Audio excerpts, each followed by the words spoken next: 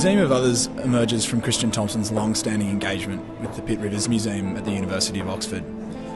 During Thompson's doctoral candidacy at Trinity College from 2010 to 2015, he worked intimately with the Australian Photographic Collection. In the Museum of Others, the canvas panels of notable British colonial figures, Captain James Cook, art critic John Ruskin, Augustus Pitt Rivers, and Baldwin Spencer, are worn as masks, the eyes of each figure meticulously removed and replaced by Christian's own. Christian steps inside the sitter asking, "How did you divide up and classify your world?"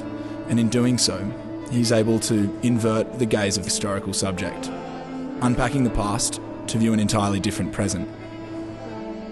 Thompson's research in the Pitt Rivers Museum highlighted an inferred reverence relayed to these historical colonial figures, with little regard for the processes of objectification that they all placed on those outside their Eurocentric worldview.